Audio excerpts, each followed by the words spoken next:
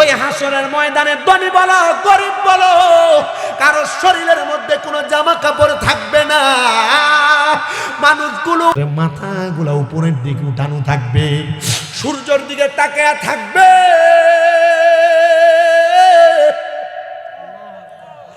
মানুষ চিন্তা করবে রে হায়রে এমন কঠিন আযাব বলা জায়গার মধ্যে আল্লাহ তাআলা আমাদেরকে একসাথে কইরা আমাদেরকে কি যন্ত্রণাদায়ক শাস্তির দিকে নিয়ে যায় আমরা বুঝি না। আরে শুধু তাই না, হাসরের যে ময়দান হবে এটা একবারে তামার ময়দান হবে। ওই তামার ময়দান আগুনের মধ্যে তামা পুরাইলে, কয়লা পুরাইলে, কাঠ পুরাইলে ওই কয়লার রংটা যেমন লাল বর্ণের হয়ে যায়, হাসরের ময়দানটা এমন লাল বর্ণের হয়ে যাবে তামার ময়দান। মানুষ দাঁড়ায় থাকতে পারবে না, শুধু আসমানের দিকে তাকায়া তাকায়া, সূর্যের দিকে তাকায়া তাকায়া তারা তাদের জীবনের গুনার কথা স্মরণ করবে আর বলবে মনি এমন কঠিন যন্ত্রণা যদি আমরা জানতাম গো, আমরা দুনিয়াতে নামাজ ছাড়তাম না, আমরা দুনিয়াতে রোজা ছাড়তাম না, আমরা দুনিয়াতে চোখ দিয়ে খারাপ দিকে নজর করতাম না, জবান দিয়া বাজে বাজে মন্তব্য করতাম না, কান দিয়া কোনো মানুষের গীবত অহংকারের কথা শুনতাম না, আমরা মানুষের হক মেরে মেরে খাইতাম না, মিথ্যা কথা বলতাম না, আমরা জুলুম অত্যাচার অন্যায় করতাম না। মানুষ এই কথাগুলো বলবে, নিজের পাপের কথা ওই সময় প্রত্যেকটা মানুষ স্বীকার করবে। আহারে শুধু স্বীকার করবে না, ওই হাসরের ময়দানে প্রত্যেক মানুষ তার গুনার কারণে এক একজন মানুষ গ্রামের সাগরের মধ্যে সাঁতার কাটতে থাকবে। কোনো মানুষের হাসরের ময়দানের মধ্যে ঘাম তাদের বুক পরিমাণ থাকবে। শুধু তাই নয়, হাসরের ময়দানে তাদের মাথা পরিমাণ ঘাম থাকবে, হাসরের ময়দানে কারণ হাঁটু পরিমাণ ঘাম থাকবে। এই দুনিয়া দুনিয়া না রে ও আমার এই বিপাড়ার অন্তর্ভুক্ত টাটার এলাকার পর্দার অন্তরালের মা, ও যুবক ভাই, ও আমার মুরব্বী বাবারা, সোশ্যাল মিডিয়ার মাধ্যমে দেখনেওয়ালা ভাই বাবারা, মা বোনেরা, ওই হাসরের ময়দানের মধ্যে মানুষ যখন এমন হাহাকার করবে, এমন টাইমে আমার আল্লাহ তাআলা হাসরের ময়দানের একটা সাইড থেকে আগুনের কুণ্ডুলি আর আগুনের লালা ছেড়ে দিবে। মানুষগুলো একদিকে দৌড়াইতে থাকবে, হায় হায় হাহাকার করতে করতে থাকবে। এমন হাহাকারের ধ্বনি দুনিয়ার মানুষ কারোর দিকে চাইবে না, দৌড়ে দৌড়ে পালায়ন করবে। এটার অন্য কোনো প্রমাণের দরকার নাই, অন্য কোনো প্রমাণের দরকার নাই। একটা প্রমাণ আমি দেখলাম গত কয়েকদিন আগে, জুমার দিন ভূমিকম্প হয়েছে। ভূমিকম্প যখন একটা সুপার শপের মধ্যে নাড়া দিছে, একটা বাবা তার ছোট সন্তানকে দোকানে ফালায়া নিজে নিজে দৌড় দিয়া বের হয়ে গেছে। হাসরের ময়দান যখন কায়েম হয়ে যাবে, বাবা সন্তানকে ফালায়া ফালায়া পলায়ন করবে, সন্তান মারে ফালায়া পলায়ন করবে রে। এটা টেরার মানুষ এমন কঠিন আযাবের কথা শোনার পরেও তুমি বুঝি সুদ খাইবা? এমন কঠিন আযাবের কথা শোনার পরেও তুমি বুঝি ঘুষ খাইবা? এমন কঠিন যন্ত্রণার কথা শোনার পরেও তুমি বুঝি মানুষের জমি অন্যায় ভাবে দখল করে করে চলবা? না না না, এই জিন্দেগি এমন জিন্দেগি না, এই জিন্দেগি তোমার কাটানোর পরে পরকালের জিন্দেগি বড় কঠিন। টাটার এলাকার কত মানুষ দুনিয়ার মধ্যে চলাফেরা করে, মসজিদে আযান হয় তারা মসজিদে যায় না। করোনা ভাইরাসের সময় দেখা গেছে মানুষ ভাইরাস থেকে বাঁচার জন্য দলে দলে তারা মসজিদে দৌড়াইয়া দৌড়াইয়া প্রবেশ করছে, কিন্তু তারা জানে না এমন দৌড়াইয়া দৌড়াইয়া যদি রে আল্লাহর ঘর মসজিদের দিকে মানুষ যাইতো, ইবাদতের দিকে মানুষ যাইতো রে, ওই মানুষগুলা কবরের কঠিন আযাব থেকে বাঁচতে পারত। হায় রে টাটেরার মানুষ, আমার মুসলমান ইমানদারের দল একটু শোনো, এবার শুনো রে, অন্তরের কান লাগে শুনো। হাসরবাসীগুলা রে গরম আগুনের কুণ্ডলি আর আগুনের লীলাভূমি দিয়া একটা কন্যারের মধ্যে যখন একসাথে করা হবে, এমন টাইমে পশ্চিম দিক থেকে আমার রাহমাতুল লিল আলামিন নবী হাসরের ময়দানে উপস্থিত হবে। আমরা নবীর উম্মত দাবি করি, আমরা নবীর দুরূদ শরীফ আদায় করি, নবী নবী নবী নবী বলে আমরা দুরূদ আদায় করি, নবীর প্রেমের গান গাই, আমরা নবীর প্রেমের শান গাই। এটা আমাদের কোনো অভ্যাস না, কারণ আমার নবী দুনিয়াতে থাকা অবস্থায়, দুনিয়াতে আসার আগে, দুনিয়া থেকে যাওয়ার পরে আমার নবী তিন অবস্থায় উম্মতি উম্মতি বলে কান্না করেছে। ইয়া রাব্বে কারীম, আপনি আমাদেরকে জানিয়ে দেন গো, ওই হাসরের ময়দানে উম্মত গুলার কি হবে? নবী আমার বলে শাফাআতি লি আহলিল কাবাইরি মিন উম্মতি, আমার উম্মতের ভিতরে কবিরা গুনাহ করে ফেলেছে এমন কোন উম্মত যদি থাকে, আমি নবী তাদেরকে সুপারিশ করে করে জান্নাতে নিয়ে যাব। মায়ার নবী গো, আপনি নবীর কাছে আমরা জানতে চাই, কবিরা গুনাহ করনেওয়ালারে আপনি কেন সুপারিশ করবেন? নবী আমার বলে উম্মত যখন গুনার কথা শোনার পর গুনার কথা এবার ভুলে গেছে, আর গুনার দিকে ফিরা যায় না।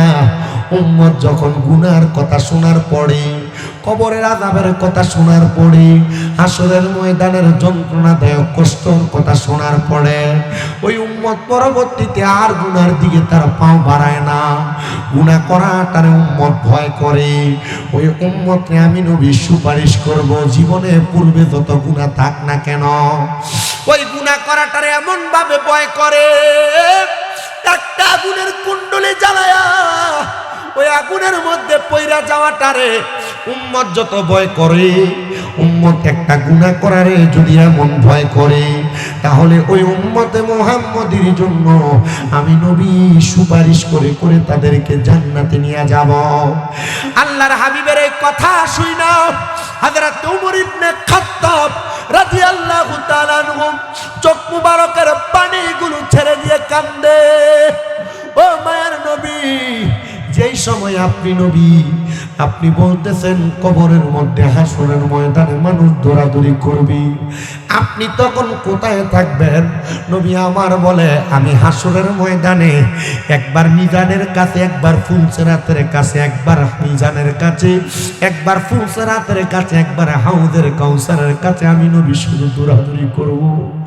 নবী কেন? নবী আমার কই উম্মত, আমি নবীর কোন উম্মত কোন জায়গায় বিপদে পড়ে গেছে রে? আমি নবী আমার উম্মতকে উদ্ধার করার জন্য আমি নবী দৌড়াইব। কিন্তু জানেন, আল্লাহর নবীর প্রখ্যাত হাদিস বিশারদ যিনি হলেন খাদেমুর রাসূল আনাস ইবনে মালিক রাদিয়াল্লাহু তাআলা আনহু, তিনি বলেন, জগতের মানুষ তোমরা শোনো, আমি একদিন আমার নবীর একটা প্রশ্ন করলাম, ইয়া রাসূলুল্লাহ, আপনি নবী তো উম্মতের জন্য পাগল পারা, আপনি নবী তো উম্মতের জন্য দিওয়ানা। নবী গো, মানুষের ইন্তেকালের পরে তিনটা জায়গা বড় মারাত্মক জায়গা, তিনটা জায়গা বড় কঠিন জায়গা। শুধু কবর না, কবরের পরে আছে হাসরের ময়দান, মিজানের পাল্লা, ফুলসিরাতের কিনারা, আরো একটা জায়গা আছে, ওই জায়গাটার নাম হলো হাউজে কাউসার। ইয়া রাসূলুল্লাহ, নবী গো, হাসরের ময়দানে মানুষ যখন এমন হাই হুতাশ করবে, আপনার কোনো উম্মত যদি এই হাই হুতাশের কথা শুই না আর গুনাহ করে, এবার আপনি বলেন না গো নবী, ওই হাসরের ময়দানে কি আপনি আপনার উম্মতদেরকে বাঁচাবেন না? নামাজ পড়ুন হাসরের ময়দানে দাঁড়ানো লাগবে, রোজা রাখনেওয়ালা ব্যক্তিও হাসরের ময়দানে দাঁড়ানো লাগবে, হজ করা ব্যক্তিও হাসরের ময়দানে দাঁড়ানো লাগবে, দাড়িওয়ালা বলেন দাড়ি ছাড়া বলেন সবাই হাসরের ময়দানে দাঁড়ানো লাগবে। নবী গো, তাহলে দাড়িওয়ালা আর দাড়ি ছাড়ার যদি এক অবস্থা হয়, নামাজওয়ালার নামাজ ছাড়া যদি এক অবস্থা হয়, রোজাদার আর বেরোজদারের যদি এক অবস্থা হয়, তাহলে আমরা কেন আর নামাজ রোজা করি? কয় না,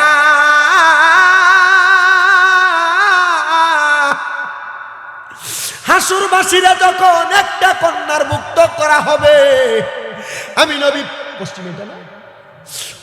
পশ্চিম দিক থেকে দৌড়ে আইসা আমি নবী আল্লাহ তাআলার আদেশ মোতাবেক আমার আল্লাহ তাআলা আমি নবীকে একটা স্থান দান করবে, মাকাম দান করবে, যেই মাকামটার নাম হলো লেওয়ায়ে হামদ।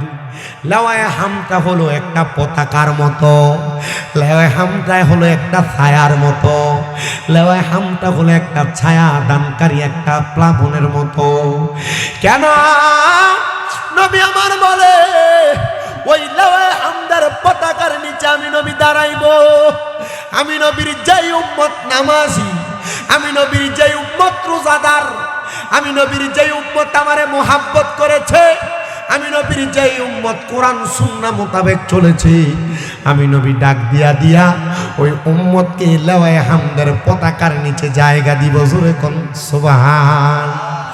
আমার দয়াল নবীজি, আমার মায়ার নবীজি, আমায় একটু দিদারে দিতে হয়ে যাও রাজি। কষ্ট হয় আপনাদের? এতক্ষণ ওয়াজ করতেছি, একটা গজলও গাই না, গাইছি গত পরশুদিন এক মাহফিলে গেছি, খুতবাও পড়ি নাই, খুতবা সালাম দেওয়ার পর থেকে টানা 2 ঘন্টা বয়ান করছি। শুধু আপনারা একটু কষ্ট করে যদি শোনেন, আমি টানা ওয়াজটা করতেছি কি লেগে, এটা একটা আমার একটা চালাকি, আপনারা বুঝতেন না। এটা হইলো আমি যদি একটু দম দেই, ওই মাইকের আওয়াজটাই আপনারা এখানে ঢুকলে আপনাদের কান্ডার মনোযোগ ওই দিকে জায়গা, এজন্য কোনো দম দেই না, ডাইরেক্ট ওয়াজের দিকে আসি। এবারটা চালাক নিয়ে গিয়ে এবার যদি চালাক হয়ে তাহলে এদিকে মনে 3টা আম ভিড়িয়ে দিছে একই বইতাল মানুষ আমি চিনি ভাই কলার। আল্লাহ কবুল করুক, আমিন কন।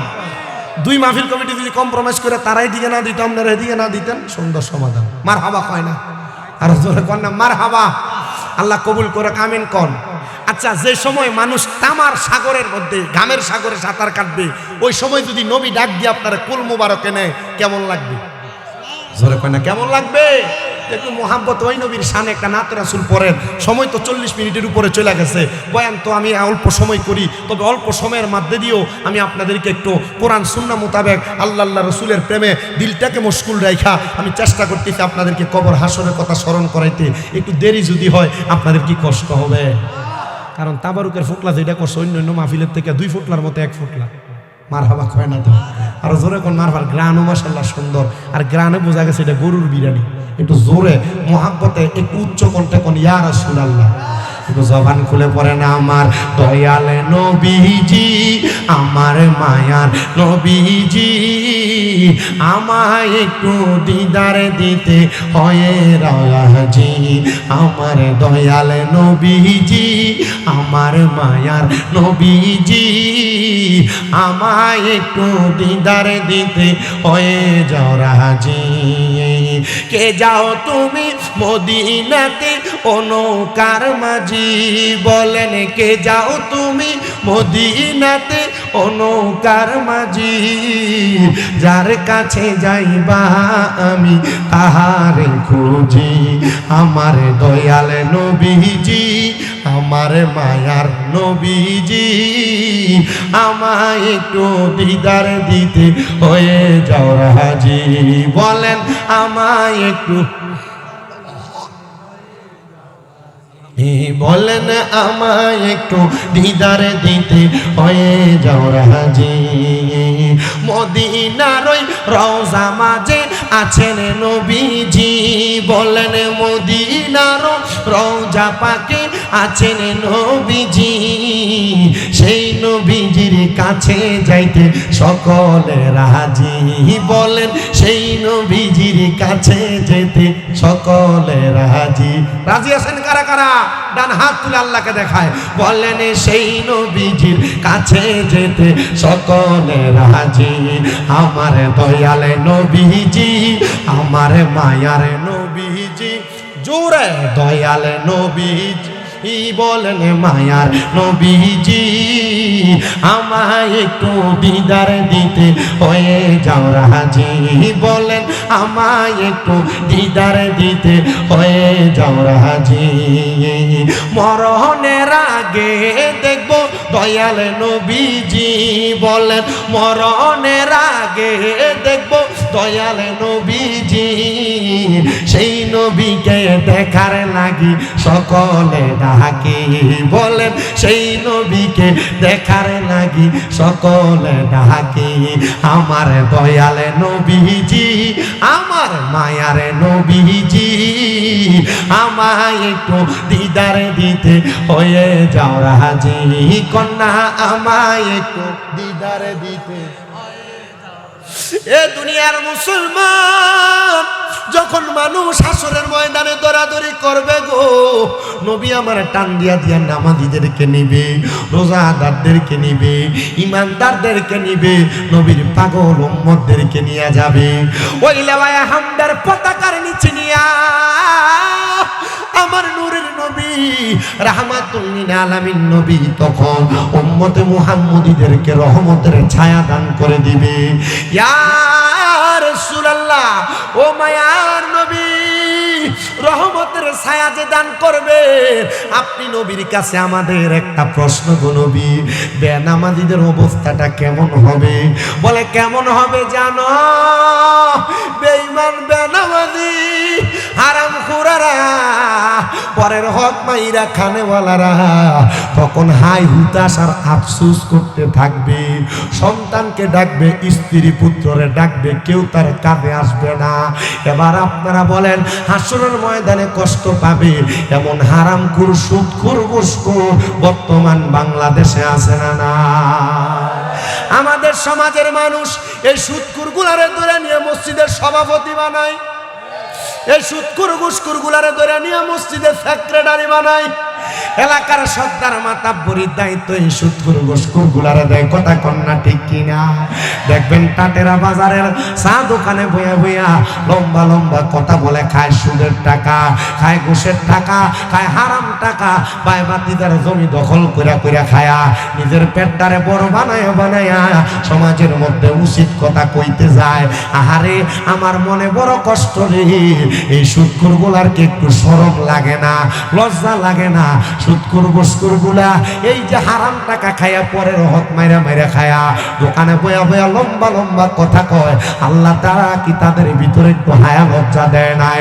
বলে দিছে দিছে ল্যাংটা মানুষকে কেউ যদি বারবার কয় তোর শরম নাই ল্যাংটা মানুষ এই শরমের কথা বুঝবো কেমনে কারণ সে তো ল্যাংটাই থাকে হারাম যেই খায় সুদ যে খায় এর শরম থাকবো কেমনে সুদ ঘুষ খাইতে খাইতে তার শরম চলে গেছে লজ্জা চলে গেছে হায়া চলে গেছে মানুষের জমি দখল করতে করতে লজ্জা শরম চলে গেছে এবার আপনারা বলেন এদের কঠিন শাস্তি আল্লাহ কবরে দিবে আপনারাও খুশি না ভেজা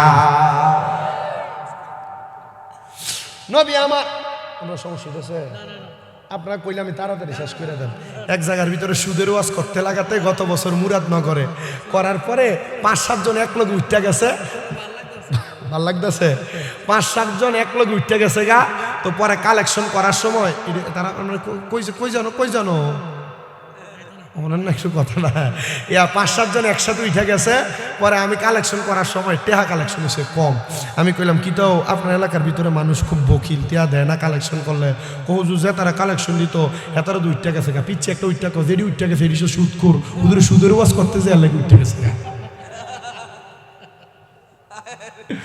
আপনারা কোন এমন সুদখোর সমাজে আছে না নাই? আমাদের বোঝা যায় এখানে দুই একজন আছে। জোরে কোন সুদখোর সমাজে আছে না নাই? ঘুষখোর সমাজে আছে না নাই? হারামখোর সমাজে আছে না নাই? পরের হক মাইরা মাইরা খাই এখন মোটামি দেখাই এমন লোক আছে না নাই? মুসলমান শোনো, হাই হুতাশ করবে যে পরের হক মাইরা সুদের টাকা ঘুষের টাকা দিয়া নিজের সন্তানরে দামি কলেজে স্কুলে পড়াও, ওই সন্তান তখন বাবারে চিনবে না। যেই বউরে দামি কাপড় পরাইবার লাগে হারাম খাও, ওই স্ত্রী তোমারে চিনবে না। আমি তোমারে চিনি না বইলা তোমারে আদি তোমারে জানি না বইলা দূরে সরাইয়া দিবে। রাহমাতুল লিল আলামিন নবী কয়, আমি নবীর তরিকা, আমি নবীর পথ, আমি নবীর মত, আমি নবীর সুন্নাত, আমি নবীর উপর নাজিল হওয়া আল্লাহ তাআলার কোরআন মোতাবেক যদি আমার কোনো উম্মত তার জীবন তারে সাজায়, কবরে যাওয়ার পর আমি নবী তাদেরকে ডাক দিয়া দিয়া লাওয়ায়ে হামদের পতাকার নিচে নিয়ে আসব। রাহমাতুল লিল আলামিন নবী লাওয়ায়ে হামদের পতাকার নিচে যখন নিয়ে আসবেন, উম্মতে মুহাম্মদী তখন বেঁচে যাবে। এখন আপনার মনে প্রশ্ন, হুজুর আমার গত জীবনে আমি অনেক গুনাহ করেছি, আজকে টাটেরার মাহফিলে বসে আমি তওবা করতেছি, আমি আর গুনাহ করব না, আমি আর অন্যায় করব না। আমার তওবার কারণে আমার আল্লাহ তাআলা কে আমারে মাফ করবে। এ পর্দার অন্তরালের মা, কাজের অজুহাত দেখে তারা নামাজ ছেড়ে দাও, স্বামীর সঙ্গে অসৎ আচরণ করো, বাজে ব্যবহার করো। মা গো, বেপর্দা ব্রাহ্মণপাড়া বাজারে, কুড়িচঙ্গের বাজারে যায়া বিভিন্ন রেস্টুরেন্টে যায় স্বামীর অনুমতি ছাড়া ঘুরে ঘুরে বেড়াও। এ যুবক ভাই, স্ত্রী ঘরে থাকার পরেও তোমরা যারা পরনারীর দিকে নজর দিয়ে রাখো, এ মুরব্বী বাবারা, বয়স বাড়ি হয়ে গেছে, এখনো যারা যারা বেনামাজি রয়ে গেছেন, এখনো যারা যারা খোদার সাথে সম্পর্ক লাগাইতে পারেন নাই, আমি আপনাদের উদ্দেশ্যে বলতেছি, আজকে যদি আপনারা তওবা করেন, হে আল্লাহ, আমি আমার জীবনের সগীরা কবিরা জাহিরি বাতিনি প্রকাশ্যে শিরকি বেদাতি যত গুনাহ করেছি, আল্লাহ আপনি আমারে মাফ করে দেন। এরপর থেকে এমন গুনাহ করাকে যদি তোমরা কেউ ঘৃণা করো, এমন গুনাহ করা থেকে যদি তোমরা কেউ বিরত থাকো, আমার আল্লাহ তাআলা এই গুনাহ থেকে বিরত থাকার কারণে তোমাদেরকে নাজাত প্রদান করবে। কিন্তু জানো, পূর্বে যত গুনাহ করেছো, এই গুনাহের কারণে তোমাকে শাস্তি ভোগ করা লাগবে। ইয়া রাসূলুল্লাহ, হাসরের ময়দানের পরে আমার আল্লাহ তাআলা মিজান টানাইব, যেই মিজানে আপনার আমার নাকি বডি ওজন করা হবে।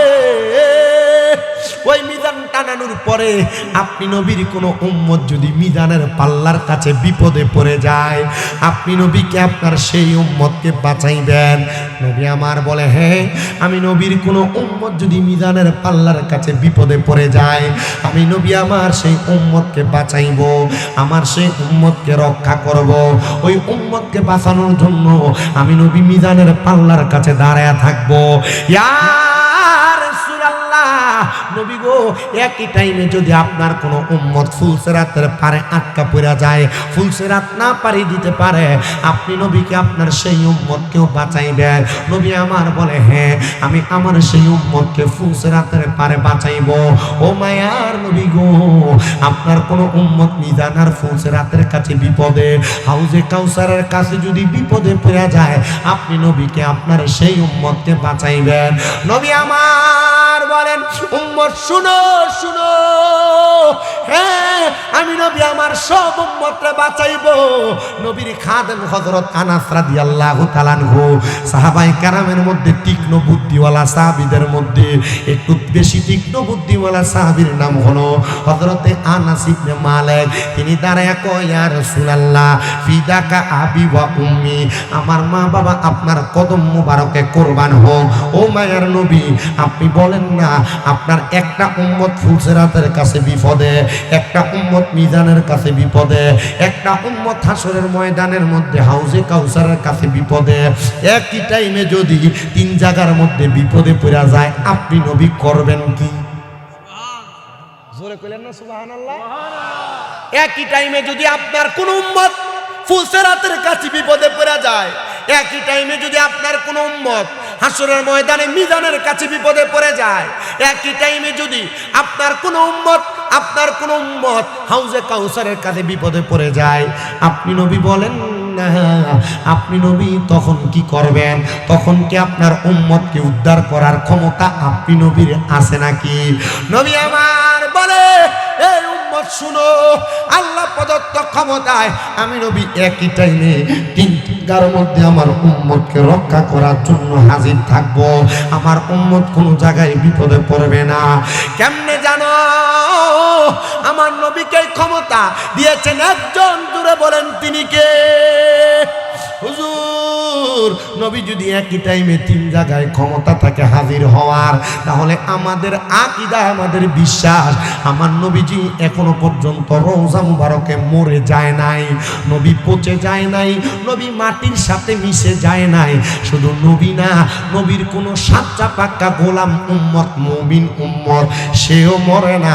আল্লাহ কোরআনুল কারীমে 2 পারার মধ্যে বলেন, ওয়ালা তাকুলু লিমান ইউকতালু ফি সাবিলিল্লাহি আমওয়াত বাল আহইয়াউ ওয়ালাকিন লা তাশউরুন। আর জবান খুলে বলেন আল্লাহু আকবার। আল্লাহ জানিয়ে দে, যারা আমি আল্লাহর রাস্তায় চলে আসছে তোমরা তাদেরকে মৃত বলে ধারণা করো না, বাল আহইয়াগুন, তারা জিন্দা, ওয়ালাকিন লা তাশকুরুন, এদেরকে যারা মরা বলে তারা নির্ভুল, তারা বোকা, তারা বোঝে না। আরে শুধু নবী না, নবী না, নবীর কোনো ইমানদার বান্দা উম্মত মরে না, এরা জিন্দা আমরা দেখি না, এরা জিন্দা আমরা বুঝি না, এরা জিন্দা আমরা অনুধাবন করতে পারি না। হে নবী, আপনি যে জিন্দা এটার তো একটা প্রমাণ লাগবে। মিশকাতুল মাসাবি অনেকগুলা হাদিসের গ্রন্থ নিয়ে গঠিত প্রখ্যাত একটা হাদিস গ্রন্থের কিতাবের নাম হলো মিশকাত শরীফ। যেই কিতাবটা সকল আকীদার মানুষ পড়ে থাকে। ওই মিশকাতুল মাসাবির মধ্যে 121 নাম্বার পৃষ্ঠার মধ্যে আল্লাহর নবীর একটা হাদিস, আন আবি দারদা রাদিয়াল্লাহু তাআলা আনহু ক্বালা সামি'তু রাসূলুল্লাহি সাল্লাল্লাহু আলাইহি ওয়াসাল্লাম হারামাল্লাহু আলাল আরদি আম তাকুলা আজসাদাল আমবিয়াই ফানাবিয়াল্লাহু হাইয়ুন ওয়া ইউরযাকুন। জোরে জোরে কোন আল্লাহু আকবার। নবী আমার জানিয়ে দে, হযরত আবি দারদা রাদিয়াল্লাহু তাআলা আনহু থেকে হাদিস বর্ণিত, তিনি বলেন আমি আমার নবীজির জবান মুবারকে বলতে শুনেছি, নবী বলেন হারামাল্লাহু আলাল আরদি, আমার আল্লাহ জমিনকে হারাম করে দিয়েছেন, আনতাকুলা, জমিনকে খাওয়া, আজাসাদাল আমবিয়াই, সকল নবীদের দেহ, ফানাবি আল্লাহু হাইয়ুন, সকল আল্লাহর নবীগণ জিন্দা, ওয়ায়ুরযাকুন, সকল নবীগণ তাদের রওজার মধ্যে, তাদের মাকবারার মধ্যে, তাদের মাজারের মধ্যে খাবার আহার করে রিজিক পায়। এবার আপনারা বলেন, ও আমার বিপারার টাটেরার মানুষ, আল্লাহ যদি কয় জমিনকে নবীদের দেহ খাওয়া হারাম করে দিছে, নবীরা তাদের রওজার মধ্যে জিন্দা, ফানাবি আল্লাহু হাইয়ুন ওয়া ইউরযাকুন, নবীরা তাদের কবরের মধ্যে খানা প্রাপ্ত হয়, খাবার প্রাপ্ত হয়, রিজিক প্রাপ্ত হয়। যদি মরা হইতো খানা খাইতো কে? তার মানে জিন্দা বিদায় আল্লাহ তাআলা খানা দেয়। এবার আপনারা বলেন নবী জিন্দা, এই বিশ্বাস আমাদের আছে না নাই? শুধু নবী না, নবী না, নবীর গোলাম যারা, উম্মত যারা, প্রেমিক যারা, নবীর আশেক যারা, 5 ওয়াক্ত নামাজি, এরাও মরে না, এরাও জিন্দা। কিন্তু আমরা দেখি না, বুঝি না। 2 পারার 4 পৃষ্ঠার মধ্যে আল্লাহ তাআলা সুন্দর করে বুঝাইয়া দিছে। এই জন্য কেউ যদি আইসা গলা ফাটায় ফাটায় আপনারে বইলে আপনার ঈমান আকীদা হনস্তা করতে চায়, আপনি তাদের কথায় পাগল হয়ে যায়েন না। বলে হুজুর এরা তো আলেম, আপনিও তো আলেম, আপনি কেন আমাদের বিরোধিতা করেন? আল্লাহর কসম করে বলি, আমি কারোর বিরোধিতা করে আমার মাহফিলে আমি ওয়াজ করি না। আমি আমার আকীদায়, আমার বিশ্বাসে যেই কথাটা আমি সত্য পাইলাম, ওই কথাটা আমি আপনাদের কাছে বয়ান করে শোনায় দিয়ে গেলাম। নবী জিন্দা, নবী জিন্দা, নবী জিন্দা। আমরা দেখি না, আমরা বুঝি না, আমরা অনুধাবন করতে পারি না। এটা স্বয়ং আমার আল্লাহ তাআলা জানেন। এই বিশ্বাস অন্তরে রাখার নাম হলো হলো ঈমান। এবার আপনার মনে প্রশ্ন, নবী যদি একই টাইমে 3 জায়গায় যায় তাহলে হুজুর বলেন না, ওই নবী যদি জিন্দা হইয়া 3 জায়গায় যায় এই ক্ষমতা নবীরে দিল কে? আপনারা বলেন শুধু আল্লাহ তাআলা এই ক্ষমতা না, নবীজি দুনিয়াতে যত কর্ম করেছেন সকল কর্মের ক্ষমতা দিবেন আল্লাহ, আমাদেরকেও দিলেন আল্লাহ। নবীজি রওজা মাকবারার মধ্যে যায় নবীর উম্মতদেরকে তরানোর জন্য নবী উম্মতের মাকবারায় কবরের মধ্যে যায়। হুজুর কেমনে বুঝবো? এটা বোঝার উপায় হইল, আপনার এলাকার কোনো মানুষ যখন মারা যায়, মারা যাওয়ার সময় একটা দোয়া পড়তে পড়তে লাশটারে কবরে নামায়, বিসমিল্লাহি ওয়া আলা মিল্লাতি রাসূলিল্লাহ।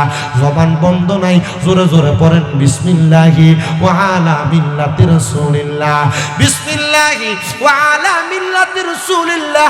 এই কথা বলে বলে দোয়া পড়ে পড়ে যখন লাশটা কবরে নামান, আপনি তো জানেন নবীজি রওজা মুবারকে নাই, কবরের মধ্যে নাই, তাহলে কেন নবীর মিল্লাতে দেন, নবীর কাছে দেন? বলে হুজুর না না না, নবীর উম্মতকে এই কারণে নবীর মিল্লাতে দেই, কারণ আমাদের বিশ্বাস আমার নবী রাহমাতুল লিল আলামিন নবীর ওই উম্মত যদিও গুনাহগার হয়, আমার নবীজি নবীর উম্মতরে নবীর কুল মুবারকের মধ্যে নিবে। বিশ্বাস আছে? অন্তরে বিশ্বাস আছে? এই বিশ্বাস থাকলে নবীর কোলে থাকতে পারবে।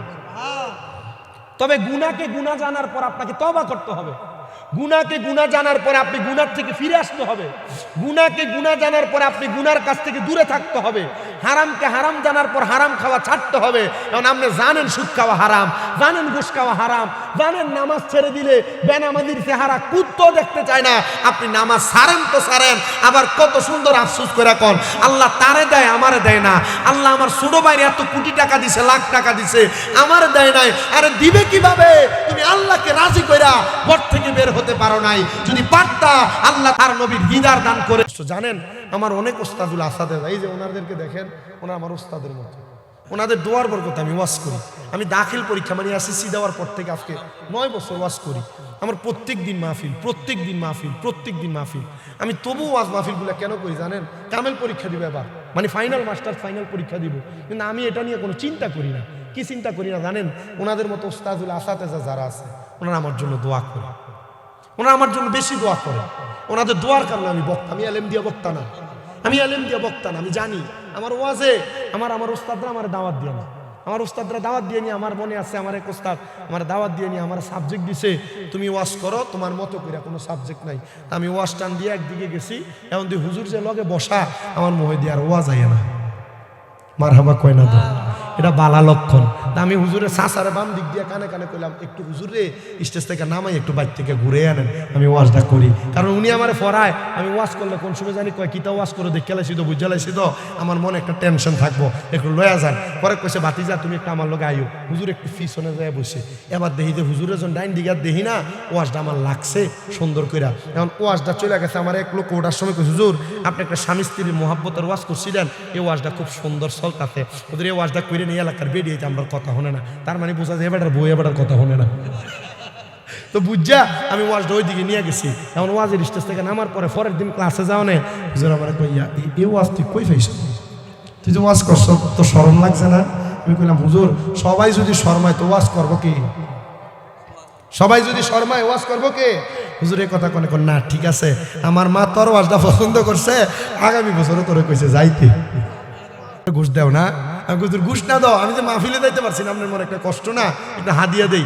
না হাদিয়া দেওয়ার দরকার নাই, আমার আম্মা এলো তুই এটা লইয়া যাইতে, আমার আম্মারে চাই আইস, অসুবিধা নেই। তবে আমি এতটুকু আপনাদেরকে বলতে পারি, আপনারা কন্ত এই যে 1 ঘন্টার উপরে আমি বয়ান করতেছি, আমি কি কোনো ফাউল কথা মারছি? কত উল্টাপাল্টা কথা মারছি? কেন মাতি না জানেন? কারণ সোশ্যাল মিডিয়া এরা ভিডিও করে নেয়, সব ঠিক 1.5 ঘন্টার ভিডিও ছাড়ে, সব ঠিক 1 ঘন্টার ভিডিও ছাড়ে, সব ঠিক 4-5 জন বইয়া থাকে। আমরা ওয়াজে শামীম রেজা এই কথাটা একটু উল্টা কইছিল, এটা কাইটটা একটু ছাড়া দিল। আমার জীবনের মার্ডারটাই ছিল ব্রাহ্মণপাড়ার থেকে, আমার জীবনে যে মার্ডারটাই ছিল ব্রাহ্মণপাড়ার থেকে। এই কিতানা এলাকার নাম দীর্ঘভূমি না, দীর্ঘভূমির এক মাহফিলে ওয়াজ আইছিল, এই ওয়াজে কাইটটা আমার জীবনে যে ফসাইছে আমি এটা নিয়ে চিন্তা করি নাই। আমি আল্লাহর কাছে কাইন্দা দোয়া করছিলাম, আল্লাহ এটার কারণে আমারে মানুষ বিয়াজ্জতি করাইতেছে, যে করছে তুমি দেখে নিও তারে। আল্লাহর কাছে এতটুকু কইছি। এজন্য ওয়াজ করতে খুব সাবধান হয়ে যায়, একটু কথা বলতে খুব সাবধান হয়ে যায়। তো ওয়াজ মাহফিল তো ইউটিউবার কন আর এরা কন, হ্যাঁ তো ভিডিও করে নিয়ে হেডটার হেড চ্যানেলে সুন্দর করে ছাড়বে। আরেক জাত আছে এর থেকে নিয়ে এটার কাটিং করে সুন্দর করে ছাড়বে। বড় বিপদে, বড় টেনশনে, বড় মুসিবত। তবে আমি আমার এই বিপদ মুসিবত টেনশন মনে করি না। ওই কনে না আইছিলাম মাহফিলটাতে, সাহেবাবাদের মাহফিলে না, ওইখানে যখন আসছিলাম কেন মনে জামাই বড় মহব্বতের একটু ওয়াজ করছিলাম, ঠিক না? এই ওয়াজটারে কাটতে নিয়ে টিকটকে ছাড়ছে। এখন এই টিকটকে সাইরা এই ওয়াজ দিয়ে বেরিয়েছে টিকটক করে। মানে আমি কইছি জামাইরা যদি তাদের স্ত্রীর গায়ে হাত তোলে আল্লাহ বেরাজ হয়, জামাইরা যদি তাদের বউরে গালি দেয় এ গালি যে নবীজির স্ত্রীর উপরে পড়ে, এ গালি যে নবীজির উপরে পড়ে। আল্লাহর নবী বলছে, হে পুরুষেরা তোমরা তোমাদের স্ত্রীদেরকে মা বাবার নাম তুলে গালি দিও না, আমি নবী মহিলাদের বাবা। হে পুরুষরা তোমরা তোমাদের স্ত্রীদের গালের ভিতরে আঘাত করো না, কারণ আমি নবীজি রাহমাতুল্লিল আলামিন নবী, এদেরকে আল্লাহর পক্ষ থেকে তোমাদের কাছে মেহমান বানিয়ে পাঠাইছি। হে পুরুষেরা তোমরা তোমাদের স্ত্রীদেরকে মেহমানের মতো আদর যত্ন করো। এখন বেরিয়ে এটা দিয়ে টিকটক করে বিপদ না আমার একটা ওয়াজ তো বালা, কিন্তু এমন একটা বিপদে হুজুরও টিকটকে। হ্যাঁ মার্কেটে যাই রাস্তাত ঘুরি, কই যে হুজুর আপনার আমি কিন্তু টিকটকে দেখছি। আমি টিকটকে দেখছি যে বালাটা দেখছে, এটা কোনা টিকটকে দেখছি। ধমকা কি একটা জামানা তাই পড়ছি। আল্লাহর কসম করে আমি আমার জীবনে আমার মোবাইলে আমি টিকটক ওপেন করছি, কসম করে বলছি আমি জীবনে টিকটক ওপেন করছি।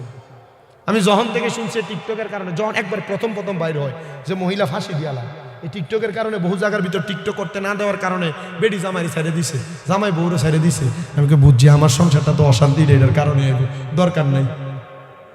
কত কয়েকটা ফেসবুক খুলে দেওয়ার লাগে। ফেসবুক কেন কি এমন হয় না সংসার? মাশাল্লাহ দিলে হন বাচ্চা লয়ে দৌড়াদৌড়ি করতে করতে তো খবর শেষ, ফলা হয়নি স্কুল নিতে নিতে তো খবর শেষ। টিকটক চালাবো আর ফেসবুক চালাবো, সময় নাই।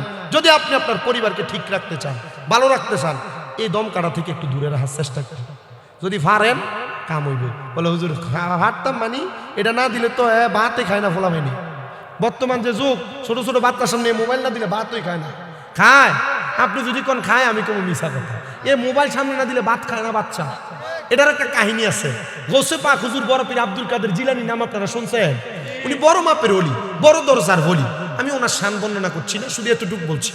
গুনিয়াতুত তালিবিনের মধ্যে গৌসে পাক আব্দুল কাদের জিলানীর ওনার নিজের লিখিত একটা কিতাবের মধ্যে লিখছেন, গৌসে পাকের আম্মা জান ওনাকে গর্বে রাখা 18 পারা কোরআন, বাহজাতুল আসরারের মধ্যে, বাহজাতুল আসরারে ওনার আম্মা জান 18 পারা কোরআন পড়ছে, মুখস্থ করে নাই, কি করছে?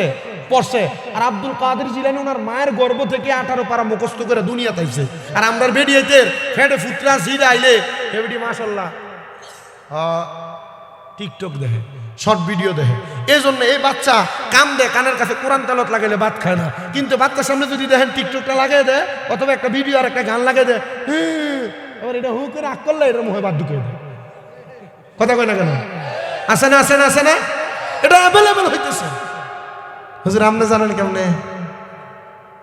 আমার কাছে যারাই তো আনে মসজিদ, আপনার দোয়ায় তো আমার 6টা মাদ্রাসা কমিল্লা। কয়টা? একটা না তো, আমার টেহা দিলে লাভ হইব। আমি তো আমরা তো খাইরুল বের কারণে কমে ফেলেছেন, ভাগ্য বালা, নসিব বালা। আমি ব্রাহ্মণপাড়াতে অনেক বছর মাহফিল করি না, এবছর শুরু করছি, করছি না এবছরে মোটামুটি এখানে করছি। এই কি যেন বলে সাহেবাবাদ করলাম না, দীর্ঘভূমি না, এরপরে কিছুদিন আগে করলাম যে ওই যে 60 শালা করলাম, অনেকগুলো মাহফিল করে ফেলছি। আর একটা না 2টা মাহফিল আছে ব্রাহ্মণপাড়া থানায়। তা আমি তো আমার কাছে মাদ্রাসায় যায় দাওয়াতের লেগে, এনে যায় আমি পারি না দিতে দাওয়াতগুলো। তো আমার কাছে লয়ে যায় জারাইবার লাগে, জুমা মসজিদে এরা পায়, জুমা পড়াইতে গেলে যখন পায় হুজুর একবার জারাই দেন। আমি কথা কিন্তু বলতেছি আপনাদের শুধু একটু সামোজ আর গুণ এবং বোঝানোর জন্য। আমার ওয়াজ কিন্তু কই আসছিলাম এটা একজন কইতে হইব, ওয়াজটা রাখতেছি না। এক লোক আমার কাছে আনে, হুজুর একটু জারাই দেন।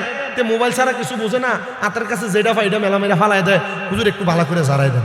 আমি তার জুমার নামাজের পরে সূরা ফাতিহা একবার, সূরা ইখলাস 3বার, সাইরকুল ফিরে তারে ফু দিছি একবার, দুরুদে শিফাটা ফিরে ফু দিছি, আরেকবার দুরুদে নারিয়া ফিরে ফু দিছি।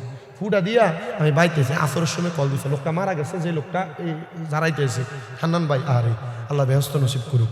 আমার খুব মহব্বত করছে, খুব আদর করছে, খুব যত্ন করছে। আমার মসজিদের এলাকায় তারাবি, যখন আমি রমজান মাসে তারাবি পড়াই, তারাবি পড়াইতে গেছি, তারাবির সময় রাত্রবেলা আমার লেগে খানা ট্রেড কইরা ঘর থেকে ধরেন যে অনেক দূর হাইটে এগুলো টাইনে নিয়ে আমার খাওয়াইছে।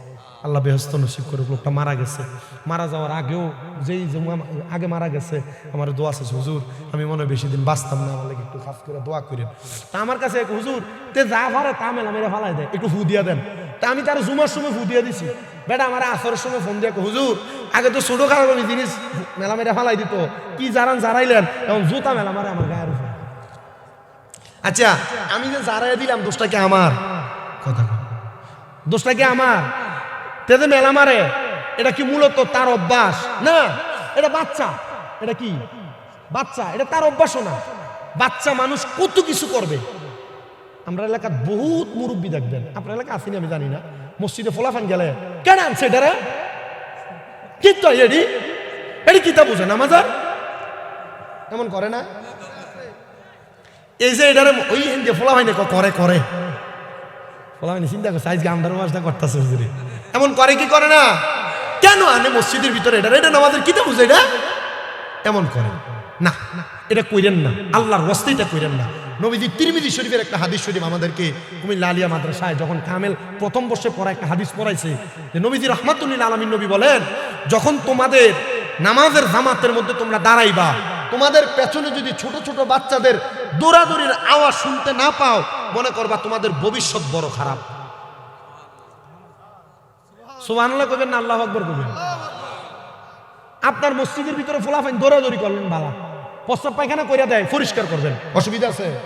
আমি নিজে পরিষ্কার করছি আমার মসজিদে, কি সমস্যা?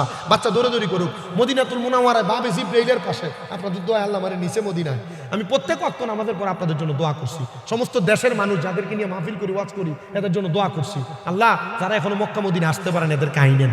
আমি দেখছি বাবে জিব্রাইলের দরজাটা দিয়ে ঢুকলে, যে দরজা দিয়া হযরত জিব্রাইল আমি নবীজির দরবারে আসতেন, এই বাবে জিব্রাইলের দরজার সামনে দাঁড়ায় দাঁড়ায় আমি দেখলাম ছোট ছোট বাচ্চা, এটা আমরা শুয়ে রয়েছে, কতক্ষণ কোরআন শরীফ পড়ে, ছোট্ট পিচ্চি বাচ্চা, আপনার দেখলে পছন্দ হবে, ছোট পিচ্চি বাচ্চা, এটা কোরআন শরীফ পড়তেছে, এটা ভালো লাগতেছে না, উস্তাদ বইয়ে আছে, এটা আপনি শুইয়া কোরআন শরীফটা বুকের উপর লাগে, হায়ের উপর হাত তুলে আপনি নাচা। এই মদিনার মানুষ চাইলে কে ফোলা ফান্ডিরে বাইর করে দিতে পারতো না? বাইর করলো না কেন? এরা নবীর হাদিসের আমল করে।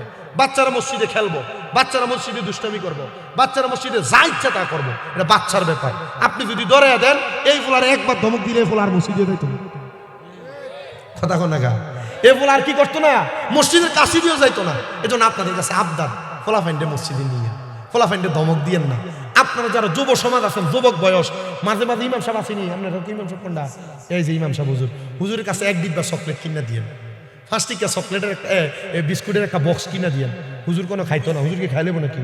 হুজুর ইটা হুজুর খাক না, হুজুর কয়টা খাইবো? হুরে খাইবো, হ্যাঁ সব দিকে তো না, 2-1টা খাইবো। হুজুরের কিনা দিবেন, দিয়া করবেন হুজুর ফলাফেন মসজিদে আইলে ডাক দিয়ে নিবেন, নিয়ে একটা চকলেট হাতে দিবেন, একটা বিস্কুটের প্যাকেট হাতে দিবেন। এক কথা কয় না কেন? ঠিক কেমনে? হুজুর কি বাফের বেতন না দিব? আপনারা দমন লাগবে হুজুরে, বেতনে দেন 5,000 টাকা, হুজুরে দিব কোত্থেকে? দিবেন নি ইনশাল্লাহ, দিবেন নি ইনশাল্লাহ। মাঝে মাঝে রাতকে যখন বাজার থেকে আইবেন 1 কেজি বাতাসা কিনে আনবেন, 1 কেজি গজা কিনে আনবেন, ছোট ছোট নকুল ডিবে সেটি কিনে এনে হুজুরের কাছে দিবেন। হুজুর আজকে মুক্তবে আমনে খাওয়াইয়েন, 30 জন পোলাপান এক লগ হইয়ান, পোলাপানগুলো একসাথে হইয়া এই 30 জন পোলাপান 1 কেজি 1 কেজি করে এক দিন দিয়ান। হুজুরে এক দিন সকালে এক একটা বাচ্চারে দিব, পোলাপাইনের লোভ হইলো মুক্তবে যাবো, আর নাহলে বহুত একবার ফাঁড়ার মতো পোলাপাইন বড় বড় হয়ে গেছে, কোরআন শরীফও পড়তে পারে না। আপনারা রাগ করতেছেন, রাগ করতেছেন, মুখের ভাষায় আপনারা মনে কষ্ট যাইতেছে, এটা স্বাভাবিক কথা, রাগ করার কিছু নেই। আর রাগ করলে মাফ করে দিয়ে, হ্যাঁ কিন্ডার গার্ডেনে ফাড়াই যে 5 কেজি ওজনের ব্যাগ একটা দিয়া দেখা আনবে, এটা এমনি বিয়ে হয়ে যায়, তো কায়দা ভরে না। আর ইংরেজি ভরাইলে 2000 টাকা বেতন দেয়, হুজুরের 50 টাকা লাগে, 3 বেতন লাগে দরজা, এও দেয় না, ভরে দেন 3 মাসের ট্যাক লাগে, 4 মাসের ট্যাক লাগে, কথা কয় না কা? আছে না নাই? আছে আছে। আপনারা মারতেন না, কারণ আপনারা এই পাপের ভাবি। আল্লাহ আমাদেরকে এগুলো বোঝার তৌফিক দান করেন, জোরে পড়েন আমিন। আমি কথা কোনটায় ছিলাম? ওয়াজ কইয়া ছিল কবরের প্রশ্ন, মাশাআল্লাহ একজনে উত্তর দিছে, আর আমনে কইছেন, আর সবাই মনে আছে যে কইতাম ভাল লাগে না, কিত্তো কইতো এমন ফামুতা বারুক না কইলো ফামুতা বারুক, এলে কোনের দরকার। কবরে 3টা প্রশ্ন করা হবে, ওই 3টা প্রশ্নের মধ্যে মান রাব্বুকা ওয়া মান দীনুকা, আপনি বলবেন রাব্বি আল্লাহ, আপনি বলবেন দীনি আল ইসলাম, কিন্তু আপনার 3 নাম্বার প্রশ্ন ওয়ামান হাযার রাসূল, এই ব্যক্তিরে চিনো কিনা? এই ব্যক্তিকে, ওনার পরিচয় তুমি আমাদের কাছে বলো।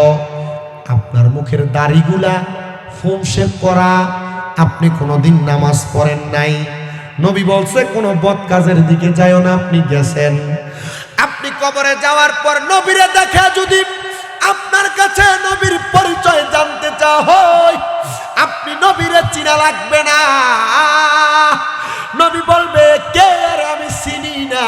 নবী যদি আপনারে বলে আপনারে চিনি না, আপনার কোনো উপায় নাই। নবী যদি বলে আপনার পরিচয় আমি জানি না, আপনার কোনো উপায় নাই। কিন্তু আমার নবী কয় কোনো মুমিন উম্মত যদি একবার মুহাব্বতে আমি নবীর প্রতি দুরূদ শরীফ আদায় কইরা আমি নবীরে ডাক দেই, আমি নবী তার বাড়ি কোন জায়গায় বসে পড়ে তার পরিচয় জানি, তার বাবার নাম জানি। যেই ব্যক্তি দুরূদ শরীফ পড়ে আমি নবী তারে চিনি।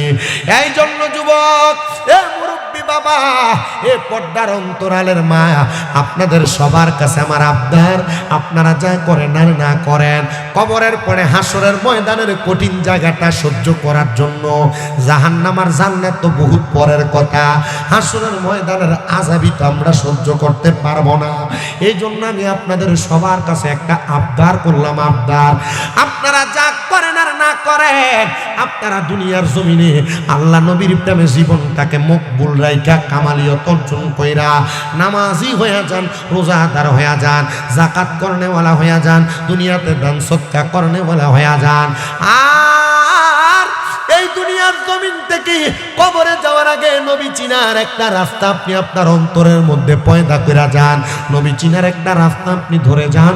যেই কোনো রব্বানি হক্কানি একজন পীর মাশায়েখের হাতে হাত রাখেন, হক্কানি রব্বানি পীরের হাতে হাত রাইখা বায়াতে রাসূল গ্রহণ করেন, দেখবেন আপনার জীবন বড় সুন্দর চলে। হুজুর, মা বেঁচে আছে, বাবা বেঁচে আছে, আমি কেন পীরের হাত ধরব? শুনো, আল্লাহ তাআলার কোরআনের বাণী, ইয়া আইয়ুহাল্লাযীনা আমানু, আল্লাহ তাআলার কোরআনের বাণী, কুলাতিউল্লাহ ওয়া আতিউর রাসূল ওয়া উলিল আমরি মিনকুম। আল্লাহ কয় বন্ধু তাদেরকে বলে দেন, তারা যদি আমি আল্লাহ তাআলার ইতাআত করতে চায়, তারা যেন আপনার রাসূলের ইতাআত করে। ও তারা যদি আপনি রাসূলের ইতাআত করতে চায়, তারা যেন উলিল আমর, যারা পথ প্রদর্শক, যারা দুনিয়ার জমিনের মধ্যে সলিহিন আবিদিন বান্দা, তাদেরকে ভালোবাসে, মোহাব্বত করে, তাদের সংস্পর্শে যায়, তাদের সংস্পর্শে গেলে তারা আমি আল্লাহ তাআলার রহমত পেয়ে যাবে। বলে হুজুর, হক্কানি পীর তো আমরা খুঁজে খুঁজে পাই না, হক্কানি পীর আমরা পাবো কেমনে? আরে বাবা, আল্লাহর কোরআন আর নবীর হাদিসে এমন কোন দিক আমার আল্লাহ বাদ রাখে নাই। দুনিয়ার মানুষ কেমনে চলবে, কেমনে ফিরবে, সব আমার আল্লাহ দেখায়া দিছে। ইবনে মাজাহ শরীফের 303 নাম্বার পৃষ্ঠায় হাদিস বলে, ইদা যুকিরাল্লাহু আযজা ওয়া জাল্লা, যে পীরের চেহারা দিয়ে তাকাইলে আল্লাহর কথা মনে হবে, এটাই হলো হক্কানি পীর। অনেক পীররে দেখা যায় পিছন দিয়া উরুস মুবারক বেরিয়ে দিয়া বাউল গানও করায়, আসেনি? এটার সঙ্গে আহলে সুন্নাত ওয়াল জামাতের কোনো সম্পর্ক নাই। এরা যদি সুন্নি দাবি করে মনে করবেন এরা ভণ্ড, এদের সাথে আহলে সুন্নাত ওয়াল জামাতের কোনো সম্পর্ক নাই। হক্কানি পীর যিনি, ওনার চেহারার দিকে তাকাইলে আল্লাহর কথা মনে হবে। হক্কানি পীর যিনি, ওনার আমল আখলাক দেখলে নবীর কথা মনে হবে। ইমানির জজবা দেখলে ওই ব্যক্তিটারে আপনার ভালো লাগবে। তার হাতে হাত রেখে আপনি বায়াত গ্রহণ করবেন। মনে রাখবেন, বায়াত গ্রহণ করার আগের জীবন আর পরের জীবনের মধ্যে পার্থক্য দুইটা। বায়াতের আগের জীবনের চাইতে বায়াতের পরের জীবনটা বড় দামি জীবন, বড় দামি জীবন, বড় দামি জীবন। এই জন্য জীবনকে সুন্দর করার জন্য হক্কানি রাব্বানি একজন মাশায়েখ পীরের হাতে হাত ধইরা বায়াতের রাসূল গ্রহণ করে নেবেন। এ মুসলমান ইমানদার, শোনো, বায়াত রাসূল গ্রহণ করার পীর মুরিদি এটা না জায়েজ কোনো কিছু না। আমি আপনাদেরকে জায়েজ আর না জায়েজের বিষয়টা বোঝায়া দেই। বায়াত শব্দের অর্থ হলো অঙ্গীকার করা, বায়াত শব্দের অর্থ হলো প্রতিশ্রুতিবদ্ধ হওয়া, বায়াত শব্দের অর্থ হলো ওয়াদাবদ্ধ হওয়া। এখন কি বায়াত? বায়াত মানে হইলো আপনি যে কোনো একজন হক্কানি মানুষ, আবেদ মানুষ, আমলওয়ালা মানুষের হাতে হাত রেখে আপনি ওয়াদা করবেন। হক্কানি পীর আপনারে বায়াত করাবে, আমি কোনোদিন নামাজ ছাড়বো না, আমি কোনোদিন রোজা ছাড়বো না। আর তওবা করে দিবে আল্লাহ আমার পূর্বের যত গুনাহ সগীরা কবিরা প্রকাশ্য অপ্রকাশ্য শিরকি বেদাতি সকল গুনাহ থেকে আমি তওবা করতেছি আল্লাহ, এখন থেকে 5 ওয়াক্ত নামাজ পড়ব, রোজা রাখবো, হজ করব, যাকাত দিব, দান সদকা করব, হারাম পথে যাব না, এমন বিষয়ে ওয়াদাবদ্ধ হওয়া, এটা হলো বায়াত। এই বায়াত গ্রহণ কইরা ওয়াদাগুলা পূরণ কইরা কোনো মানুষ যদি কবরে যায় তাদের ঠিকানা হলো জান্নাত, তাদের ঠিকানা হলো জান্নাত, তাদের ঠিকানা হলো জান্নাত। ইয়া রাসূলুল্লাহ, এমন জান্নাতে গেছে আপনি কয়েকজন মানুষের পরিচয় দেন? বলে আমি নবীর কাছে একজন দুইজন না, আমি নবীর কাছে হযরতে উকবা ইবনে আব্দুল্লাহ রাদিয়াল্লাহু তাআলা আনহু বায়াত গ্রহণ করেছে, হযরত সিদ্দিক আকবর বায়াত গ্রহণ করেছে, হযরত ওমর ইবনে খাত্তাব বায়াত গ্রহণ করেছে, ওসমান জিন নূরাইন বায়াত গ্রহণ করেছে, নবীর যত সাহাবায়ে কেরাম আমার নবীর কাছে বায়াত গ্রহণ করেছে। এই জন্য আপনারাও বায়াত গ্রহণ করবেন, যে কোনো হক্কানি পীরের হাতে হাত ধরবেন। আল্লাহর নবীর প্রখ্যাত হাদিস বিচারক হযরতে সাদ ইবনে উবাদা রাদিয়াল্লাহু তাআলা আনহু আমার নবীর কাছে বায়াত নিছেন 2টা শর্ত 3টা শর্তে। সাদ ইবনে উবাদা বলেন, ইয়া রাসূলুল্লাহ আপনি আমারে বায়াত করান। আমার নবী কয়, সাদ ইবনে উবাদা তুমি বায়াত নাও, আমি নবীর পথ এবং মতে চলবা। 2 নাম্বার বিষয় বায়াত নাও, তুমি তোমার আম্মা আব্বার দায়িত্ব পালন করবা। 3 নাম্বার বায়াত নাও, তুমি আমি নবীর সাথে সকল যুদ্ধে অংশগ্রহণ করবা। আমি নবী যুদ্ধে যাই আর না যাই সকল যুদ্ধে তুমি সাদ ইবনে উবাদা থাকবা, সব পালন করেন। নবী আমার হঠাৎ করে ডাক দেয়, এ সাদ ইবনে উবাদা। কষ্ট হয় আপনাদের? এই হাদিসে মুবারাকা বলে আমি বিদায় নিব, শেষ করে দিব, অসুবিধা হবে না তো? সব কিছু রেডি আছে ইনশাআল্লাহ। আমি হাদিসটা বলে আমি বিদায় নিব, একটু কষ্ট করে শোনেন। আমার নবী বলেন, এ সাদ ইবনে উবাদা, সাদ ইবনে উবাদা শোনো, আমি নবী এই যুদ্ধে অংশগ্রহণ করব না, তোমার নেতৃত্বে তুমি সাদ ইবনে উবাদা যুদ্ধটা পরিচালনা করো। সাদ ইবনে উবাদা কান্না করে দিছে, ইয়া রাসূলুল্লাহ আমি অযোগ্য মানুষ, আপনি আমার যুদ্ধ পরিচালনার দায়িত্ব দিচ্ছেন। হ্যাঁ সাদ ইবনে উবাদা, আমি তোমার দায়িত্ব প্রদান করলাম। সাদ ইবনে উবাদা যুদ্ধের ময়দানে চলে গেলেন। যুদ্ধের ময়দানে যাইয়া যুদ্ধ পরিচালনা কইরা 14 দিন পরে যুদ্ধের ময়দান থেকে বাড়িতে আসছে। বাড়িতে আইসা দেখে সাদ ইবনে উবাদা তার মারে রাইখা গেছিলেন, কিন্তু মা ঘরের মধ্যে নাই। সাদ ইবনে উবাদা 3 বার তার আম্মা জানকে ডাক দিলেন। এলাকার মানুষ সাদ ইবনে উবাদার ঘরের সামনে সবাই কান্না মুখর অবস্থা, ডাক দিয়ে বলে, ও সাদ ইবনে উবাদা তোমার মা তো দুনিয়ার জমিনে নাই, তোমার মা তো ইন্তেকাল করেছে। আচ্ছা বিদেশ থেকে একটা সন্তান সারা জীবন বিদেশ করার পর আয়সা যদি আসার পরে দেখে তার মা দুনিয়াতে না, ইন্তেকাল করে মারা গেছে, সন্তানটার অবস্থা কিন্তু ভালো থাকবে না, মনটা বড় কঠিন হয়ে যাবে। সাদ ইবনে উবাদা বলে, এ জগতের মানুষ শোনো রে, আমি যখন আইসা দেখলাম আমার মা নাই, তখন তো চিঠিরও জামানা নাই, আমার কাছে কে খবর পাঠাইব? আমি বললাম আমার আম্মা জান কোথায়? বলে এটা তোমার আম্মা জানের কবর। সাদ ইবনে উবাদা ডাক দিয়ে বলে, আমি আমার আম্মার কবরের সামনে গেলাম, অতবার আমি আমার আম্মার জন্য দোয়া করলাম। আল্লাহর নবী বলেন, কোন সন্তানের মা মারা যাওয়ার পর, বাবা মারা যাওয়ার পরে রব্বির হামহুমা কামা রব্বায়ানি সগীরা বইলা যদি দোয়া করে, ওই সন্তানের চোখের মনি কোঠার মধ্যে একটা মাছির মাথা পরিমাণ পানি যদি ছেড়ে দেয়, ওই পানিটা মাটিতে পড়ার আগে আমার আল্লাহ তাআলা তার মা বাবার জীবনের গুনাহগুলো মাফ করে দিবে। জোরে জোরে কোন সুবহানাল্লাহ। সাদ ইবনে উবাদা কান্দে আর ডাক দিয়া কয়, ইয়া রাসূলুল্লাহ নবী, আমার নবীর দরবারে চলে গেছে, মার নবী গো, আমার তো মা মরে গেছে গো, আমি আমার মায়ের শেষ চেহারাটা একবারও দেখতে পারি নাই। নবী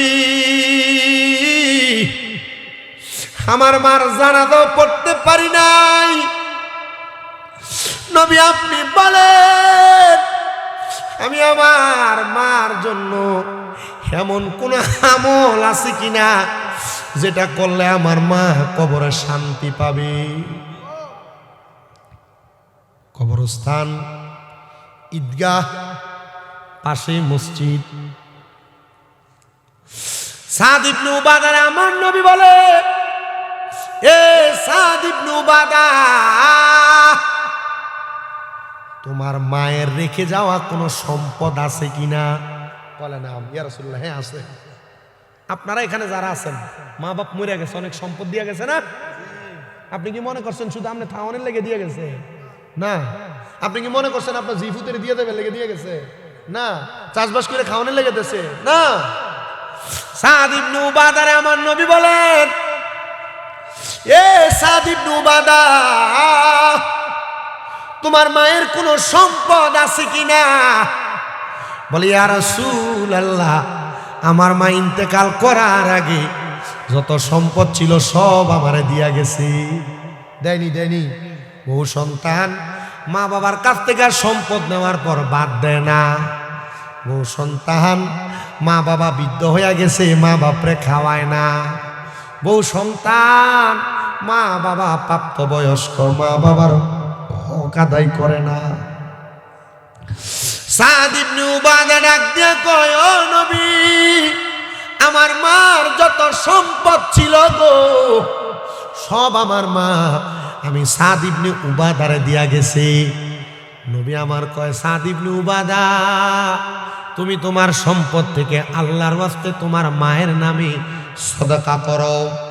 সাদ ইবনে উবাদা কয়, ইয়া রাসূলুল্লাহ, আপনি সাক্ষী থাকেন গো নবী, আমার একটা খেজুরের বাগান আছে, যে খেজুরের বাগানটার নাম হলো মিখুয়াদা। এই মিখুয়াদা নামক খেজুরের বাগানটা আমি আমার মায়ের নামে আল্লাহর হস্তে দান করে দিলাম। নবী আমার কয়, এ সাদ ইবনে উবাদা, তুমিও সাক্ষী থাকো। আমি নবী বললাম, এই খেজুরের বাগান থেকে যত মানুষ খেজুর আহার করবে, আমার আল্লাহ তাআলা এই খেজুর আহার করার সওয়াবগুলা তোমার আম্মা জানের আমলনামাতে দিয়া দিবে। আমি জানি না কোন সন্তানদেরকে তাদের মা বাবা বড় কষ্ট করে মানুষের মতো মানুষ করছে। আব্বা দামি কোনো লুঙ্গি পরে নাই, মা দামি কোনো কাপড় পরে নাই, চিরা লুঙ্গি চিরা জামা কাপড় পরে আব্বা আম্মা সময় কাটাইছে। এ সন্তান, তুমি এখন লক্ষ লক্ষ টাকার মালিক, কিন্তু তুমি তোমার মার একটা 1000 টাকা দিয়ে কাপড় কিনা পরাইতে পারো না। পরাইবা কেমনে? মা দো কবরে। এ সন্তান, তোমার আব্বা তোমারে বড় কষ্ট করে মানুষ করে দিছে, এখন তুমি লাখ লাখ টাকার মালিক, তোমার আব্বা জানলে 500 টাকা দিয়ে কিনে একটা লুঙ্গি পরাইতে পারো না। আব্বা জান তো কবরের বাসিন্দা। আল্লাহর নবী বলেন, দুনিয়াতে কোন সন্তান যদি তার মা বাবার জন্য সওয়াব রেসানি করে, আমার আল্লাহ তাআলা তার সন্তানের দুয়ার বরকতি ওই মা বাপরে কবরের মধ্যে নাজাত দান করে দেয়। এত সুন্দর কবরস্থান, অনেকের মা কবরে, অনেকের বাবা কবরে, অনেকের দাদা দাদি আত্মীয় স্বজন কবরে, ওয়ারিশ হিসেবে অনেক সম্পদ আপনারা পাইছেন। এত সুন্দর ঈদগাহ ময়দান তৈরি করতেছে, এটার মধ্যে নামাজ পড়ে ঈদের নামাজে আপনারা দোয়া করবেন। এত সুন্দর মসজিদ বানাইছেন, এই মসজিদের মধ্যে আপনারা খাস করে করে মন ভরে ভরে দোয়া করবেন। একজন সন্তান আমি চাইবো, হুজুর আমার মা কবরে, আমার বাবা কবরে, মা বাপ যদি বাইচা থাকতো, আমি যদি প্রতি মাসে 1000 টাকা করে মা বাপরে খানা খরচ দিতাম, আমার 12 মাসে 12,000 টাকা লাগতো। হুজুর আল্লাহর ওয়াস্তে আল্লাহ যেন আমার মা বাপরে মাফ করে দেয়। আগামী মাহফিলের আগে আমার মা বাবার জন্য আমি দোয়া চাইয়া 20,000 টাকা এই মসজিদের জন্য আমি দান করে দিব। আছেন নাকি এমন সম্পদওয়ালা? একবার শুধু চিন্তা করবেন, আপনার মা বাপ যদি বেঁচে থাকতো, মা বাপরে যদি আপনি প্রতি মাসে খাবার খাওয়াইতেন, প্রতি মাসে 2000 করে খরচ হইলে আপনি আপনার মা বাপরে আপনি কিন্তু প্রতি 12 মাসে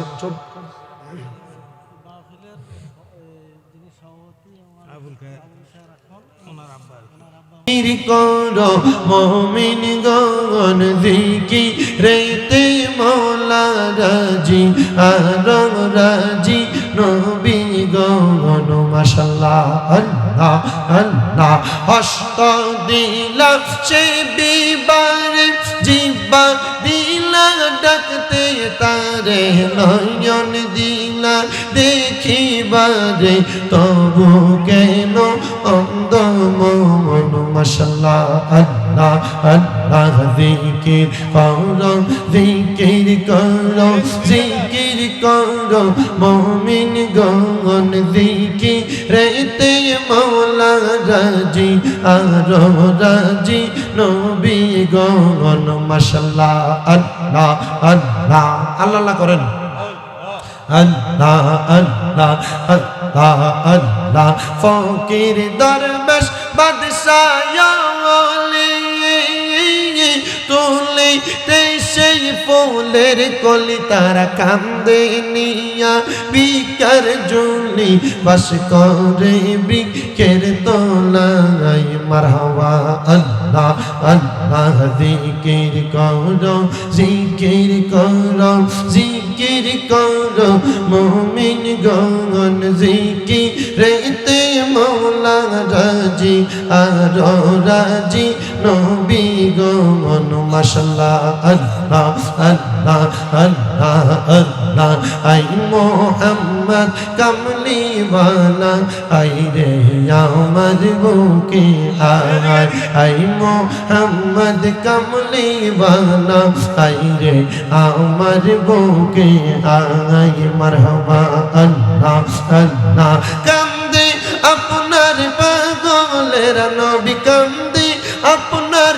পাগলেরা শান্তি দেন আমরার কোলে যাই মোহাম্মদ কামলি ওয়ালা আই রে আমার বুকে আই মারহাবা আল্লাহ আল্লাহ আল্লাহ আল্লাহ আপনি মেহের বান গো নবীজি আপনি মেহের বান ও গো নবীজি আপনি মেহের বান আপনাকে দেখাইতে গো আল্লাহ বানাইতে জাহান ও গো নবীজি আপনি মেহের বান মারহাবা আল্লাহ আল্লাহ আপনি আল্লাহর প্রিয় গো হাবিব আপনি দয়া বাগান আপনার জন্য বানায় আল্লাহ তামাম জাহান ও গো নবীজি আপনি মেহের বাগান মারহাবা আল্লাহ আল্লাহ আইব রঙ-পীর আব্দুল কাদের আউলিয়ার শিরোমণি আই বড়-পীর আব্দুল কাদের আউলিয়ার শিরোমণি মাশাআল্লাহ আল্লাহ আল্লাহ তোমারি ওই নামের গুণ গাও তোমারি ওই নামের গুণে আগুন হইয়া যায় পানি আই বড়-পীর আব্দুল কাদের আউলিয়ার শিরোমণি মাশাআল্লাহ আল্লাহ আল্লাহ আল্লাহ আল্লাহ লা ইলাহা ইল্লাল্লাহ মুহাম্মাদুর রাসূলুল্লাহ সাল্লাল্লাহু আলাইহি ওয়াসাল্লাম আল্লাহুম্মা আমিন আল্লাহুম্মা আমিন আলহামদুলিল্লাহি রাব্বিল আলামিন আসসালাতু ওয়াসসালামু আলা রাসূলিহিল কারীম রব্বানা যালামনা আনফুসানা ওয়া ইন লাম তাগফির লানা ওয়া তারহামনা লানাকুনান্না মিনাল খাসিরিন মাবুদু ও দয়াল আল্লাহ একটু রহমতের নজর করে তাকিয়ে দেখেন এই কুমিল্লা জেলার অন্তর্গত বিপাড়া থানাধীন টাটেরা ঈদগাহ প্রাঙ্গণে টাটেরা কেন্দ্রীয় জামে মসজিদের উদ্যোগে বাৎসরিক ওয়াজ ও দোয়ার মাহফিল সাজায়া এলাকার মসজিদ পরিচালনা কমিটি সহ আমার দাড়ি পাকা মুরব্বী বাবা ওলামায়ে কেরাম যুবক ভাইয়েরা ছোট ছোট মাসুম বাচ্চারা পর্দার অন্তরালের আমার কত মা বোনেরা জীবনের গুনাহগুলা মাপ পাওয়ার আশায় তোমার শাহিন শাহী পাক দরবারে দুইটা হাত বাড়াইছে আল্লাহ যার হাত তোমার দরবারে মায়া লাগে পছন্দ হয় ওই হাতের উসিলায় আমরা প্রত্যেকের জীবনের গুনাহ মাফ করে দাও আল্লাহ আমরা গুনাহ গুনাহগারেরা তোমার দরবারে হাত বাড়াইছি। আমরার গুনার দিকে তাকাইলে আমরার কাছে বড় ভয় লাগে, না জানি কখনই গুনার কারণে তোমার আজদালে আটকা পুরা যায়, জাহান্নামের আগুন আমাদেরকে দাউ দাউ করে জ্বালায়া দেয়। তুমি তো আমাদের অন্তরের খবর জানো। আমরা দুনিয়ার ব্যস্ততায় সংসারের মায়ায় পড়ে ইবাদত ছাড়ছি, আমরা গুনাহ করছি। আল্লাহ আমাদের প্রত্যেকের গুনাহগুলা মাফ কইরা আমরারে বেগুনাহ মাসুম বান্দা হিসেবে কবুল মঞ্জুর করে নাও মাবুদ। এখানে অনেকে হাত বাড়াইছে যাদের দুনিয়ার জমিনের মধ্যে আব্বা নাই, যেই বাবা রিক্সা চালায়া মাটি কাইটা মাথার ঘাম পায়ে ফালায়া পরের বাড়িতে বদলার কাজ কইরা সন্তানরে মানুষের মতো মানুষ করার জন্য আব্বা নিজের রক্তরে পানি বানাইছে গো আল্লাহ। এমন আব্বা তাদের কবরে, আব্বার কবরও জান্নাতের বাগান বানায়া দাও ও দয়াল। অনেকে হাত বাড়াইছে যাদের দুনিয়ার জমিনে মা নাই, যেই মা 10 মাস 10 দিন গর্ভে ধারণ কইরা সন্তানের প্রসব বেদনা সহ্য করতে মার বড় কষ্ট হইছে, এমন মা যাদের কবরে গো আল্লাহ আমার কবর জান্নাতের বাগান বানায়া দাও। যাদের মা বাপ দুইজন কবরে, দুইজনের কবর নাজাতের ফয়সালা করো। যাদের মা বাবা বেঁচে আছে হায়াতে তৈয়বা নসিব করে দাও। অনেকের মা বাবা অসুস্থ, শেফাআতেলা কামেলা নসিব করে দাও আল্লাহ। আমাদের মধ্যে যারা অসুস্থ পরিপূর্ণ সুস্থতার নিয়ামত নসিব করো। বিশেষ করে কবির ভাইয়ের মেয়েটার জন্য দোয়া চাই, সোনার মেয়েটারে সুস্থ বানায়া দাও রাব্বুল আলামিন। অনেকে মা বাপের জন্য দোয়া চাইছে, দাদা দাদির জন্য দোয়া চাইছে, প্রত্যেকের খাস দোয়াগুলা কবুল আর মঞ্জুর করে নাও আল্লাহ।